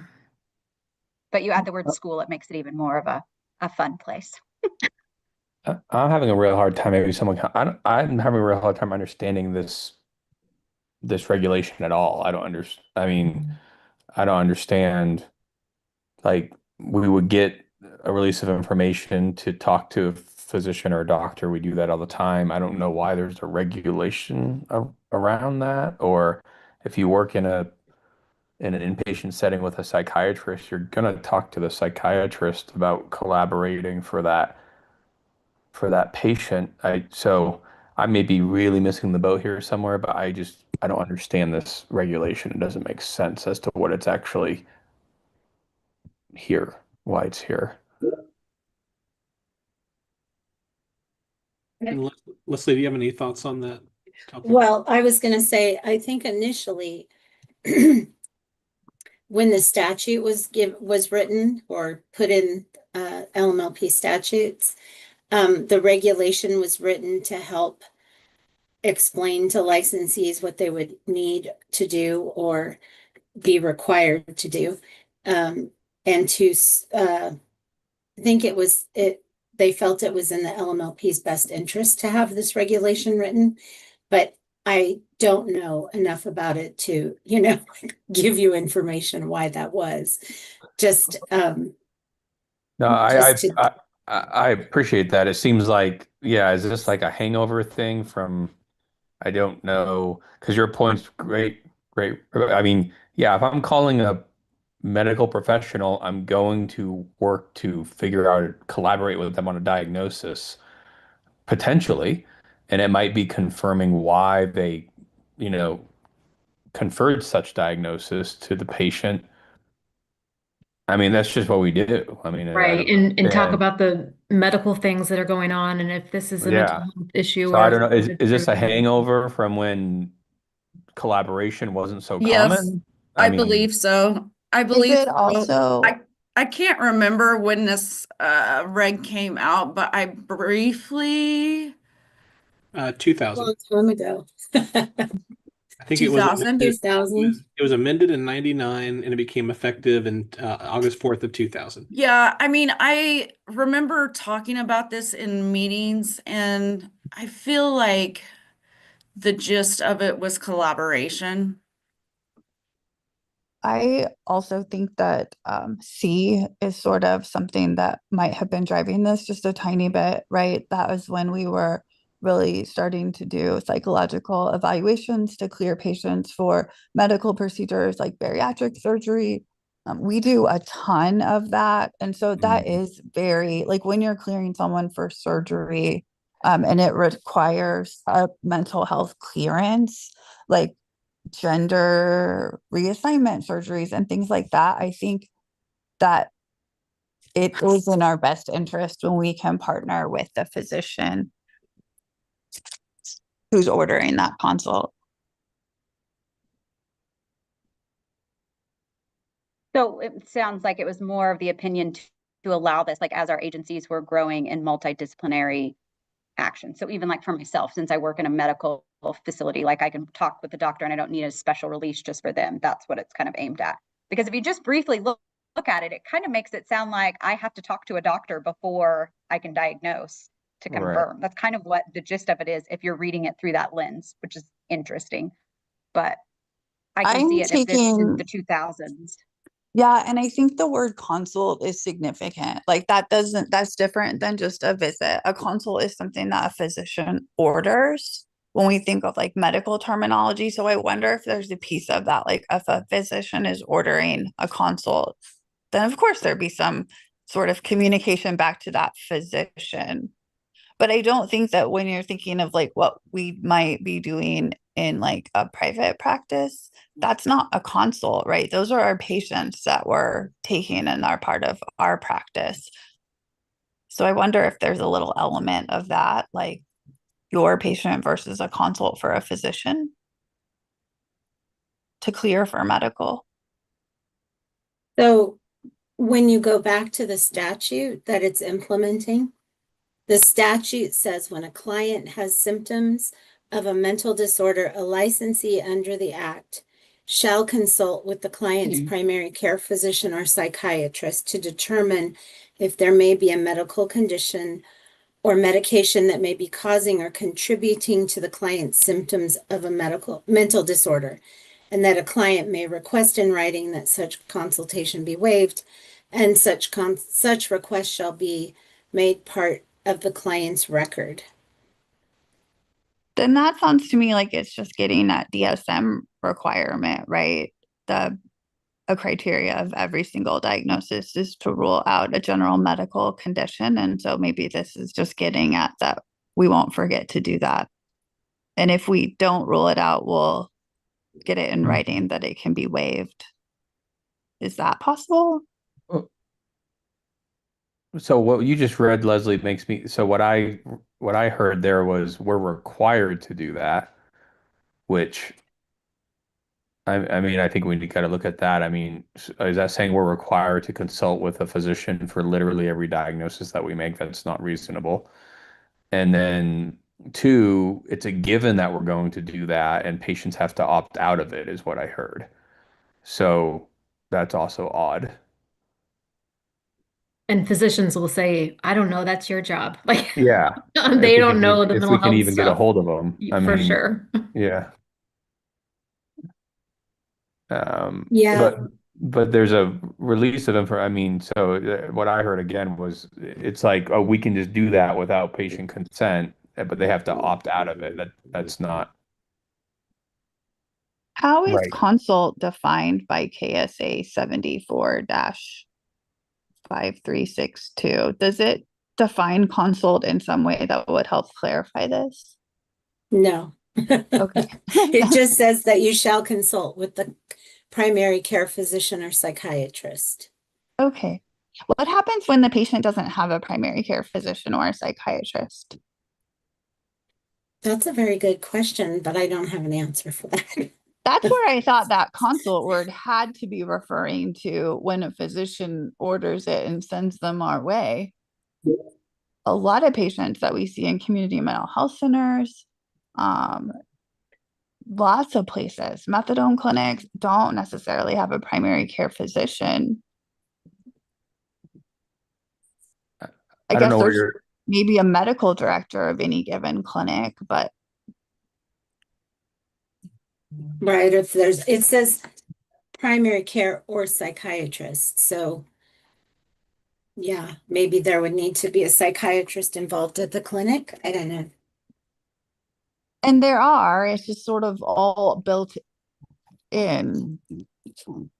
And you know, honestly, I mean, the last time this was done, I think, in the 99 session when they did the 2 levels. I think, and gave specific diagnosing authority to our professions. I think that's when this part of that statute was put in. And so it may be that at that time it was not it wasn't, normal practice. So, but because it was put in place, now it just kind of is, and it's being done. So that, the regulation language may need to be updated appropriately as well, because it was a long time ago. Is this one just specific to the master's level psychologist, or does it include the LCP? Yeah, that's what I was going to ask. Is this across the board or was this just LMLP? I was trying to remember that. It does affect multiple professions. I'm not sure that I have a list of the different ones, but this is definitely not just for the master's level psychology profession. We have a similar statute that I've seen when we've reviewed the regulations for the other professions. So it's an area that we don't, like we said, we don't talk about this very often. And thought it would be a good opportunity for individuals to review both the regulation and the statutes, since we don't discuss this area very often. I think that's great. I wonder if we could also look at what the doctoral level advisory board, do they have a recommendation for the physician consultation? For the LPs? Yeah. Let me look. That would Sorry, help I'm us looking on the understand if it website. was DSM driven or license type restrictive. If they also want to consult with physicians to rule out the medical condition, then it may be just trying to make sure we hit DSM 5 or 4, whatever we were at in 2000. I'm also dating myself. Psychologists have one as well. They have Okay. a very I similar bet you guys regulation. this is DSM criteria to Yeah. every single condition requires the rule Yeah. out of a general medical condition, and we're not qualified to do that. So we have to have the medical doctor if there is one. I So remember it coming out, and I think what we did as a community mental health center is we ended up just sending letters. We sent letters to the PCPs letting them know as initial that we were seeing the patient to collaborate care is what we did. Yeah, I think that was the kind of Approaches preferred that we all took. I don't know. workaround, was to talk to patients about the need to collaborate and how some underlying medical conditions can create behavioral health symptoms. And if they were willing to sign a release, then a letter was sent saying this person has come in, we're doing this kind of treatment with this kind of diagnosis. And if you have any feedback or want to discuss it, contact us. I believe we still have that in our consent to treat as well. Something along those lines. Well, it sounds like this might be a good area of the law for us to spotlight when we talk about different topics for different groups. Today, we wanted to bring the regulation specifically to you just to see if there was something in the regulation that you would recommend being changed.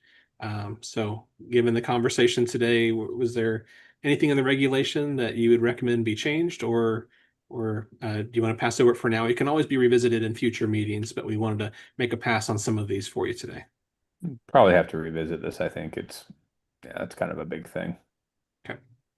Well, then for now, it seems that there's consensus not to recommend any changes today. So we'll just make a note that the advisory committee did review the regulation, and there's no recommendations for changes today. The last regulation that we had up for you is KAR 102-4-16, And I'll share my screen again. This is for services rendered to individuals located within the state. And this is a regulation that many of the professions have. It just kind of clarifies that when we're looking to see if someone is practicing and needs a license, we're going to be looking to the location of the client to see if the person who is receiving services was located within the state, or was the person representing themselves to be a master's level psychologist or a clinical psychotherapist performing certain services. So as I mentioned, this is a similar regulation that you'll see with a lot of other professions, but we did want to bring this regulation to you to see if you had any questions or if you had any requests for recommended changes. So, any members have any questions or recommended changes for KAR 102-4-16? I don't see anyone. Is it the consensus to go ahead and just note that the committee reviewed this regulation and there's no request for changes at this time? That appears to be the consensus. So we'll go ahead and make a note of that in the minutes for the meeting. So thank you all. We just wanted to give you an opportunity to review each of these with you.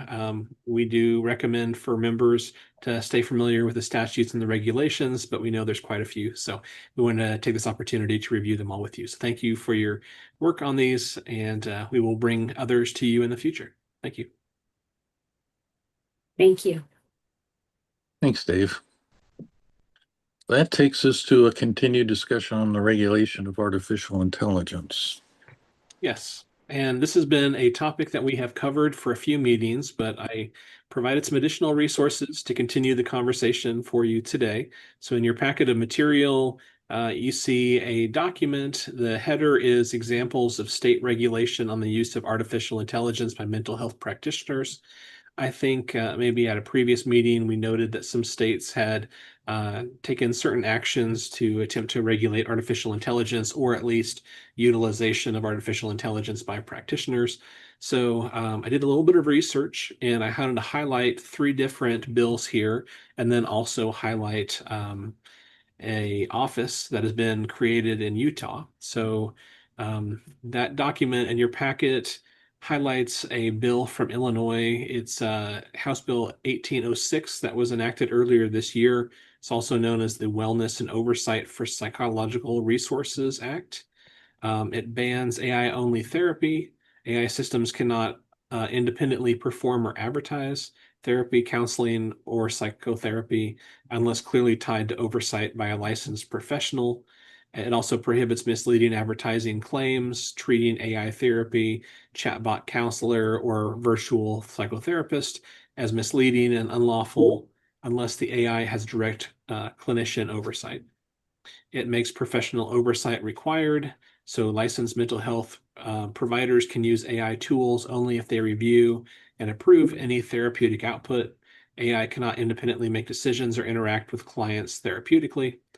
It allows AI for administrative and other support, but only under human review. So tasks like scheduling, transcribing, or summarizing with written revocable client consent. And then there are fines up to $10,000 per violation enforced by the Department of Financial and Professional Regulation. And I believe I included a copy of that bill, so that is what follows the first page. Highlighted another bill for you is from Nevada.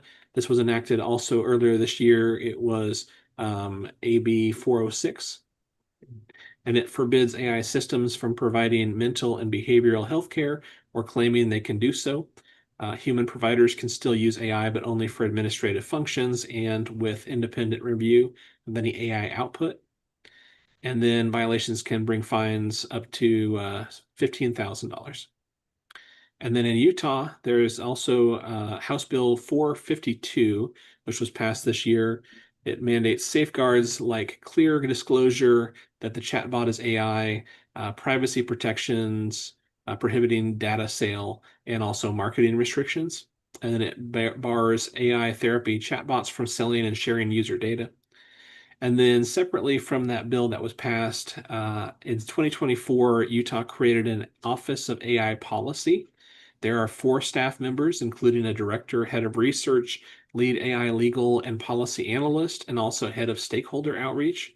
And on their website, they had a 54-page guidance letter, which is best practices for the use of artificial intelligence by mental health therapists. So I included that bill from 2025 in your packet as part of the bills that follow this first page, but I also included a copy of that guidance letter so you can review that as time allows. And so just wanted to give you some more tools as you are looking to see how other states have addressed some of the topics we've talked about, and then kind of give you another reference document that Utah has put out by that office. So any questions today from some of the things we talked about, maybe the last meeting, or anything that you had an opportunity to review for this meeting?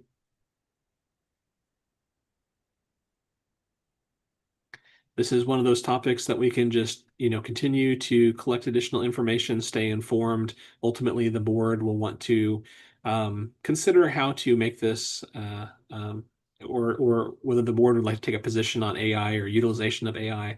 But I want to give you some more tools as we continue this conversation. So, I know when we first started talking about it, there was the conversation about there might have been some federal laws that might be coming down that could impact our discussions. Has there been any changes in that? Yes. So one of the appropriations bills at the federal level, I believe it would have prohibited states from regulating artificial intelligence, I think either for 5 years or 10 years.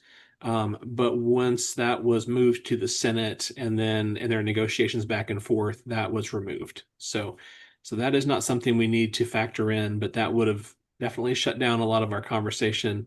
But since that was taken out, I appreciate you referencing that. But yeah, that was resolved.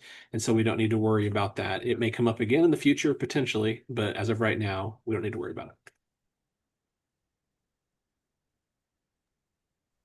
I think it's definitely worthwhile for us to continue this conversation and kind of help guide this discussion, how it comes about. I think my biggest fear for AI is that insurance is able to utilize it in every single one of our sessions and determine whether they're going to pay based on that information. And I don't think losing your autonomy as a therapist and a patient's ability to have it in the session or not, whether their insurance will pay for it. And I think that may be coming down the pipes. So I think being able to get ahead of that and regulate it based on the therapy standpoint for our clients to protect them and shield them, I think that's a really important thing that we need to do. So that's my stance on it.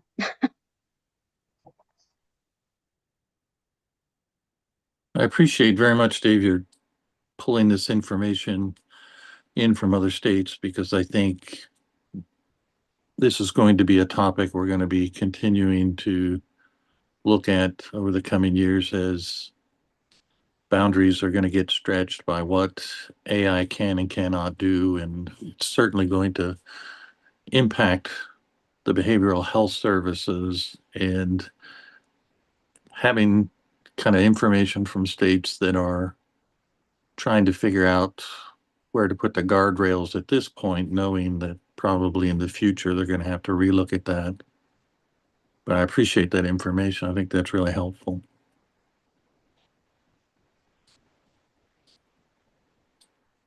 Feedback from anybody else?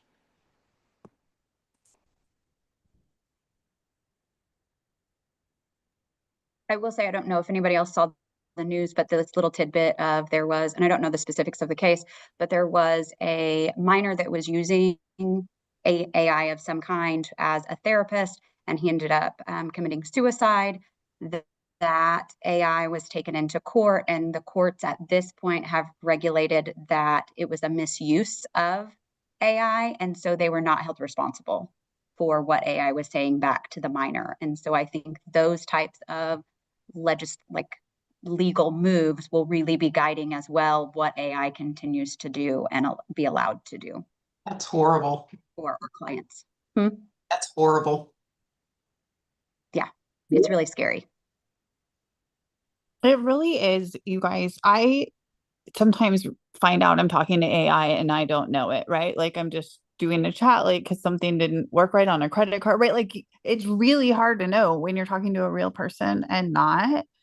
And if you're in need of mental and behavioral health services, that wouldn't be the time to be trying to look for a tiny little like a warning label over in the corner. I think you're right. There should be advocacy. And I wonder if there's an opportunity for us to partner with like the Kansas Hospital Association and the American Hospital Association to sort of advocate for this from a legislative perspective as well. Because I think it may go way far and beyond like the any of our individual BSRB professions. There may be some laws, right, that need to go into effect that have to occur at the legislative level. And we've got some really good advocates in the Kansas Hospital Association for mental and behavioral health right now. We should probably bring this to that committee. One thing that we've recently realized has started happening that we've had to develop policy on is, so if we jump on like school meetings or meetings with other facilities, you have to actively watch and see if AI is recording. And either ask them to shut it down or tell them you won't be disclosing any patient information because they don't have that permission. So, I mean, it's recording everything. How do you know? Is there a way to tell? So like when you look up at the Zoom meeting, you see our little windows with our names on it. Typically, it will have like a phone number and say AI something or Zoom AI or something like that. So you just have to look at every single window that's signed on to the meeting. I've seen it on our meetings and it says that there's something taking notes. Mm-hmm. Mm-hmm. So they're always listening. So just be aware.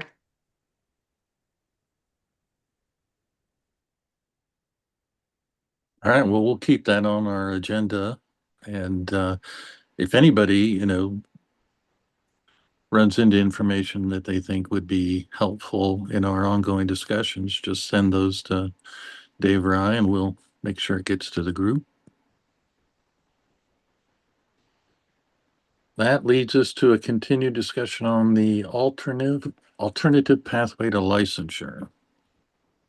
I just have a short update on this. We mentioned the 17 states that license, I would say master's level psychology with quotes given all the different titles that, some would say technician, assistant, associate. So I was looking specifically to see if we could determine the EPPP pass rates. And we had a discussion, I think, earlier in this advisory committee as far as if we're looking at alternative pathways to licensure. Kansas has tiered licensure for most of our professions where there's one level that you would reach once you satisfy the educational requirement and you pass a test or you pass a test at a certain level. For our master's level psychology, it's you get the 400 on the EPPP, and then you would get the 500 on the EPPP if you wanted to move to the clinical psychotherapist. So there was a question about what other states require in terms of their EPPP scores. It's difficult to find that information. It's not as easily searchable. I had a couple staff members help me look around at some other agency websites. They even made some phone calls to talk to a few different states. What I have seen, Alaska and Michigan have 450 as their pass rate. North Carolina, it's 440, but if there's a specific rule that some get licensed under, it would require a 500 on the EPPP. Some of the other states, at least based on an initial search, give vague references to passing the EPPP. But then again, I mentioned Kansas is unique in terms of having tiered licensure. So I would think for most of those states, And basically what I've looked at for the licensed psychology profession, I don't think I've found one state that would be under a 500 for the EPPP for the licensed psychology license. So for masters, it's very difficult. I have heard that there may be one state that is below the 400. I think there was one that I heard reference to that was a 350, but I was having trouble kind of finding that information during a search manually. So I think in terms of our 400, I would want to do a little bit more research to find out how that matches with some of the other states. But at least some of them have 450, and I think the recommendation, if I recall correctly, from ASPPB for master's level licenses was a 450, but I don't know if that was considering a tiered licensure perspective. It seems like a lot of states that have something along these lines don't have two levels. It's kind of rare that you would have an independent level for the master's level psychology, but I don't think we're the only one. So let me do a little more research. I'll try to bring some things back to your next meeting, and hopefully I can find out a little bit more information about some of the states that I couldn't get this time around. Thank you, Thank Dave. you. I think that'll be really helpful. I think, right, we're kind of saying two things. Like, we want the workforce to be expanded. We want everybody to be able to practice at the higher level, but we also want people to treat us like independent practitioners. And so it makes me wonder if we don't need to differentiate between the two a little bit more. I mean, if we're really saying that, like, I'm not supportive of lowering the EPPP number for the independently licensed clinicians. If we're saying that we can practice at the independent level, why would the cutoff be different than the doctoral level or the other independently licensed provider levels who take the same exam? I could see having the non-independent one staying lower, but then we wouldn't be asking for the same level of reimbursement or independence in those activities. So we might just think about that.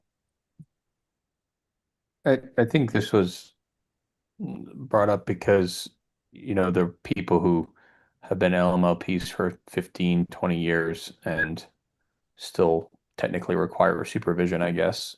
And that just seems silly, honestly.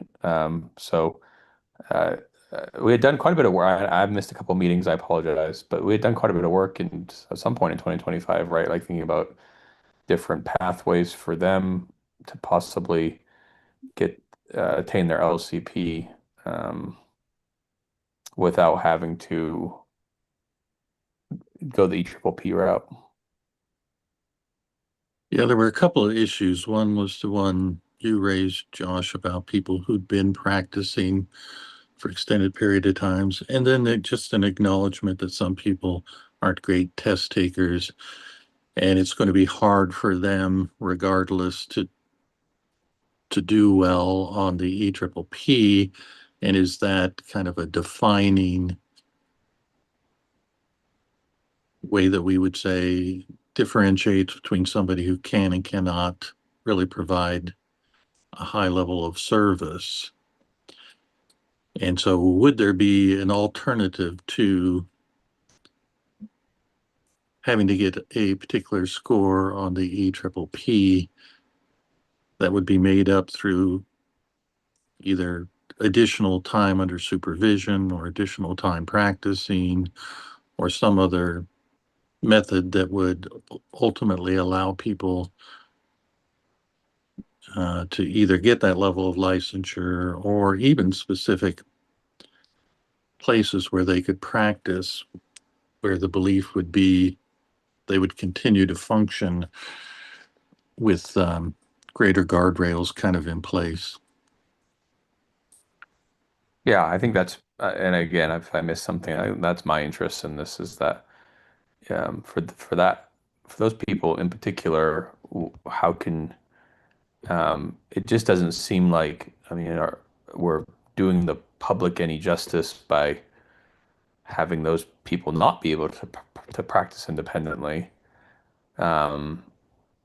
And I think we would generally agree that, I mean, EPPP scores don't necessarily predict how ethical or good of a practitioner you are. And I think however much time after you're in practice, like I have two clinicians I work with who both have been LMLPs for longer than 15 years and are fantastic practitioners. They're just, terrible test takers. It just doesn't seem right. And I don't want to influence the advisory committee one way or the other on this. I would just say that one thing I see from other states, they don't have two levels of permanent license, and they sometimes refer to our lower level license as, oh, that's your provisional or your temporary. And I say, no, it's a permanent license. People can stay at that for forever. Some of the models in other states would call it provisional or temporary because you can only stay there for a certain number of years. The drawback to those states, in my opinion, is if you can't meet the requirements to move to the higher level, you basically have to stop practicing. And so I have found that one of the benefits of our system with the two levels of permanent license is that individuals are able to continue to practice for years longer than in other states where they would have to drop out of the profession itself. But in terms of any recommendations on changes, please feel free to consider different options. I do think this is a good discussion, and if there's good positive changes, feel free to continue that. I just know we're getting short on time, so we may have to continue this at a future meeting, unfortunately. I think this is another one to compare to the doctoral level standards, right? So when we have a doctoral level clinician who cannot pass the EPPP, my understanding is they get licensed at the master's level with a provisional license, and they have to pass the EPPP within a time period in order to get their LP license. And so 3:00. I wonder, would we be setting a precedent for other licenses to also have a way around the EPPP? And does that make sense for us as a profession? I know we're running short on time, but I just want to say Texas just got the funding in July, and they're making their own licensing exam for psychologists. They'll still recognize the EPPP, but they're making a Texas-owned psychology examination. Yeah, I think we should definitely bring this up as a good topic for next year. We could even have someone from the Texas Licensing Board talk about their development of an alternative test. That is a good topic to reference. All right. Well, in the interest of time, I did want to recognize that clearly from Dave's work and looking at what other states are doing, we should feel really good about Kansas, not only with the two different levels of licensure, but the ability to not be seen as kind of technicians or associates or assistants. I think the ability to have a level of licensure for independent practice and the use of the word psychologist in LMLP, those were hard fought kind of issues way back in the day.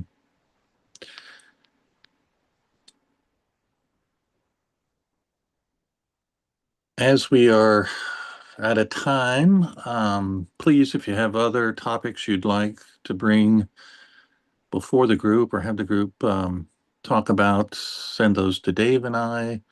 Dave, you want to talk about the date and time for meetings in 2026? Yeah, we're trying to work with our advisory committees to establish a standard date and time for meetings. I believe your advisory committee, at least for most of the meetings this year, had met the first Wednesday of the month at 1 p.m.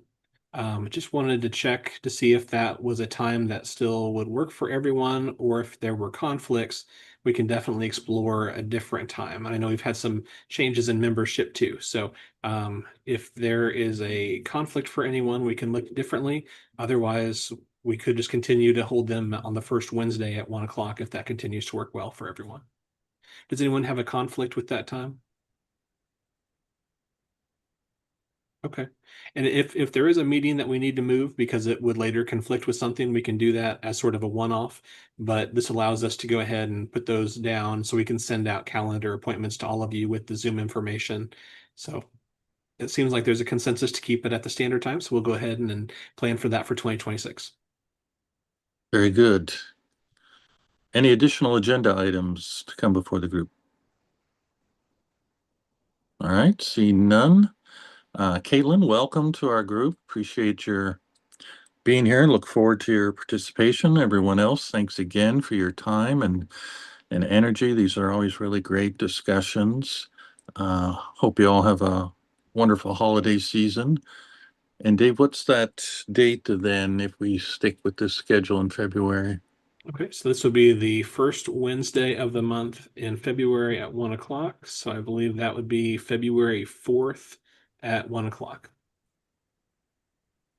All right, very good. Motion to adjourn? So moved. A second. Thank you. All in favor, please say aye. Aye. Great. Have a wonderful holiday, all. Thank you. Thank you. Thanks, everyone. Thanks, guys.